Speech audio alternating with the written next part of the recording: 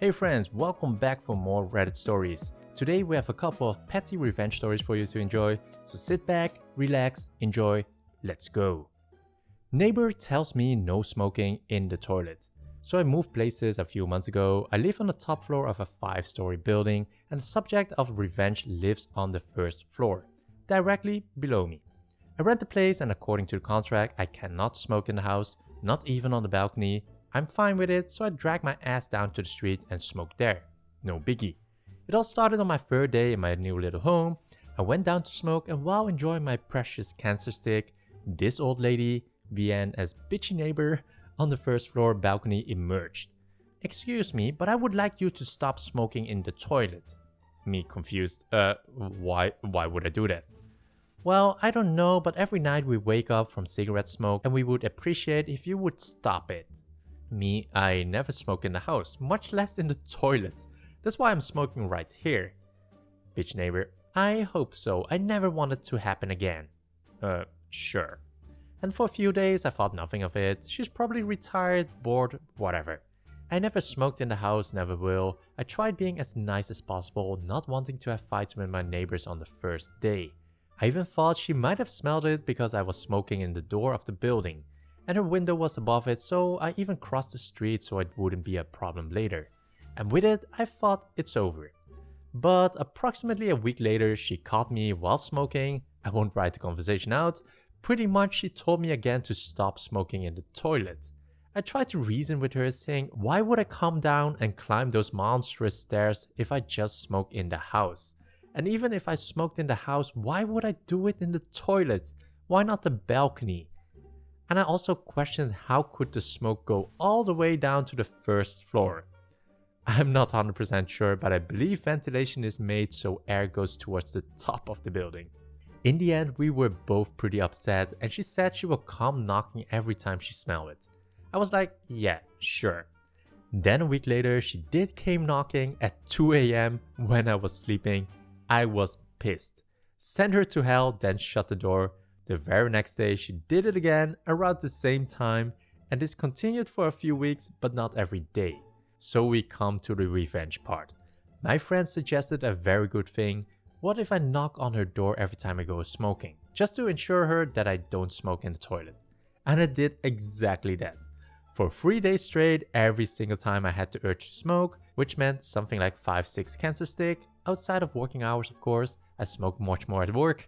I can tell you she was pissed. She shouted, threatened me, but all I did was making sure there is no misunderstanding from either part. But well, all fun had to stop, and it stopped when she called the police on me.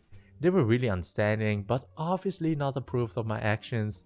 But now there's no knocking on my door at any time. Petty revenge against petty shipyard security. I work in a shipyard. COVID has seen some pretty harsh measures which I actually endorse, since the shipyard attracts workers from all over the world. One of these measures lists the maximum amount of people that can occupy the elevator at once. Only 3 can use the elevator at any given time, but only 1 if you transport materials alongside. Cue the petty fireman. Me and my co-workers were going up the elevator. We had a metal bar with us that does technically constitute as material transport, but that bar is barely 40 millimeters in diameter and 1.5 meters long. Not a problem for creating a COVID risk situation. As soon as we reached our floor, a fireman was standing outside and gave us a write-up for violating COVID security measures. That basically means that our next offense would result in a temporary ban from the yard. I was very angry and I go into full-blown petty revenge mode.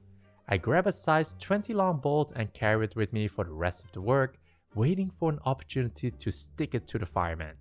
Just as my shift has ended and wait for my elevator, the very same fireman queues up behind me. The elevator opens, I enter, the fireman tries to follow. A grin comes into my face as I stop him and show him the bolt. He looks like an idiot as I tell him, "Material support, your rules, now get out or I will report you to your supervisors." Best moment of satisfaction ever. Feathered friends in high places. So for background, the day we moved into this apartment complex, our across the hall neighbors started bullying us. Why? We parked in the handicapped spot next to the sidewalk to the building. Why? I am handicapped. Turns out one of them liked to park one of his 6 project cars there illegally, and us using it for its intended purpose was inconvenient to him. So we would get a bunch of nasty letters. Eventually, this escalated to them filing false noise complaints against us. We are a very quiet and introverted couple. We don't interact with people, we always wear headphones and do everything possible to cancel out any noise we make. We prefer to live in a way that most people don't know we are here. Okay, enough background. Our building has a decent sized crow population. I've always liked them, so I decided to make friends. Spent some time doing research on them and their diets, and went out and got some snacks that would be nutritious for them. Every couple of days, I would chop up some fruits and veggies and grains and take them out to their favorite tree in a little Tupperware box. I'd pick it up later and it would be empty. It got to the point where they would know what days I was coming and gather in the trees.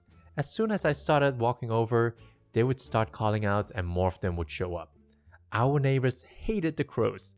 They were really mean to them, screaming, tossing things at them. In turn, the crows didn't like them. This came to a head shortly after I witnessed one of them back into our car and then take off at Mach 20. I was visibly frustrated and screaming at them as they drove off. Police didn't much care, so that was a dead end. Or so I thought. A few days later, I overheard the neighbors arguing. Apparently, one of them wanted to set up cameras because someone was messing with his cars. He thought it was us, claimed that there were small dents, scratches, and chips in his windshields. Other neighbor didn't want to deal with it. We were curious, so we kept watch on the windows facing the walkway and parking lot. He did indeed set up small field cams facing both the walkways and his cars. It took a few weeks, but I finally saw what was happening.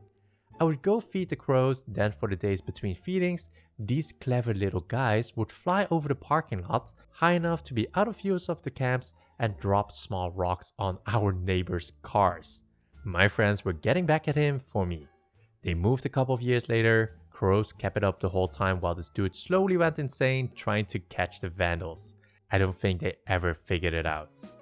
So those were some epic petty revenge stories. If you enjoyed it, a like would be highly appreciated to support the channel, and I will see you in the next video.